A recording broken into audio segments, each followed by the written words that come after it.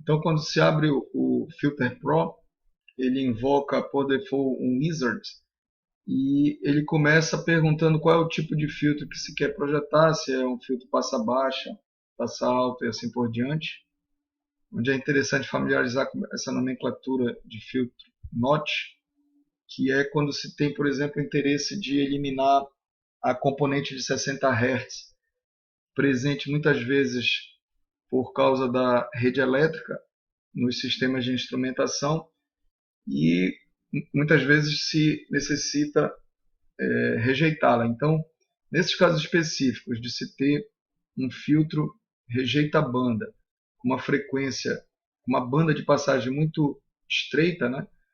Porque se quer rejeitar uma única frequência, então se acaba denotando esse filtro de notch. Então seria um filtro, desculpa, desse tipo que tivesse, por exemplo, querendo rejeitar uma única frequência. E aqui esses filtros que seriam filtros passa-tudo, vocês observam que a gente vem falando nas máscaras e nos gabaritos de filtro, mostrando basicamente a magnitude apenas, esquecendo da fase. Porque numa boa parte de aplicações a magnitude é mais importante. Por exemplo, o ruído humano é relativamente insensível à fase, então a magnitude acaba sendo uma preocupação maior quando se lida, por exemplo, com telefonia, filtragem de um sinal que está sendo usado para a comunicação humana. Mas a fase é importante para a transmissão de dados, etc. E tem maneiras de se projetar filtros e gabaritos de filtro se observando a fase ou seu atraso de grupo. E os filtros passa-tudo, como o nome indica, eles em termos de magnitude eles têm um ganho constante para todas as frequências e eles são muitas vezes usados justamente para equalizar a fase. Mas vamos tentar aqui um filtro passa-baixa e aí vocês são convidados a investigarem os outros tipos de filtro. Então, aqui o gabarito, o próprio software já apresenta, né, o que ele considera o ripple na banda de passagem, né, ele vai solicitar. Ele também diz que vai solicitar a atenuação na banda de rejeição e as frequências, a frequência de banda de passagem e a frequência de banda de rejeição.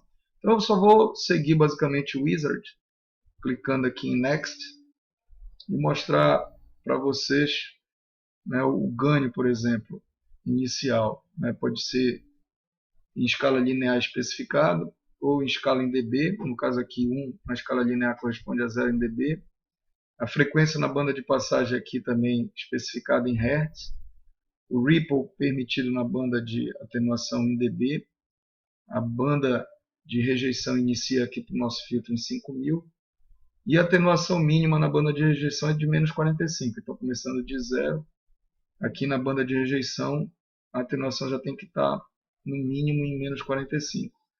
E eu posso configurar a ordem do filtro, fixando ela num valor pré-determinado, ou eu posso deixar que o próprio software me encontre a ordem mínima que atende essas especificações. Então aqui clicando em Next.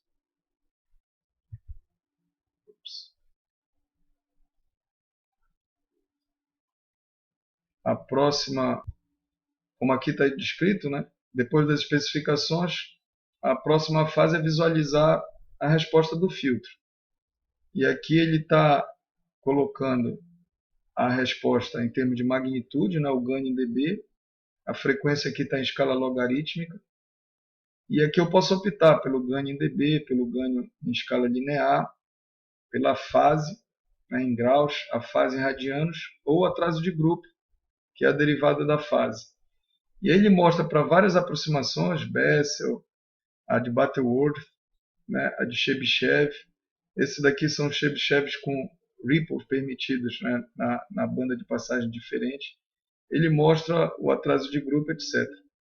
Então, o que tipicamente se vê é que um determinado filtro, quando ele é bem seletivo em termos de ganho, de magnitude, ele acaba tendo uma fase que não é muito linear, o que tipicamente é desejado, já que um sistema com ganho constante na banda de passagem, uma fase linear, não implicaria em distorção.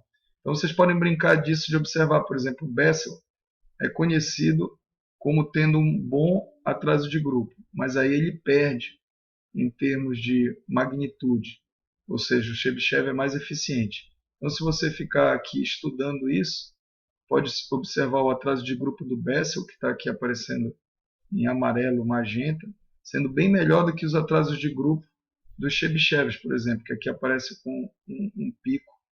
E já que a fase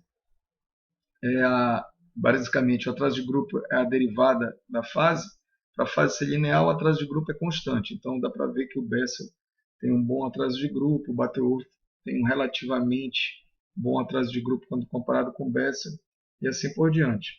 Mas aí você nota que a ordem necessária do Bessel para atingir a especificação é 5, enquanto que o Butterworth com uma ordem 4 atinge essa especificação. Lembra que ela foi feita, a especificação foi feita em termos de ganho em dB, ou seja, a especificação está vendo a resposta aqui em termos de ganho em dB. E notem que um Chebyshev de ordem 3 já era suficiente para atender essa resposta em termos da magnitude.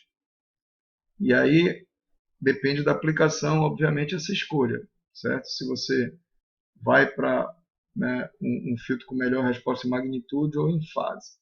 E se você pode pagar mais caro, porque obviamente aumentando a ordem, aumenta o número de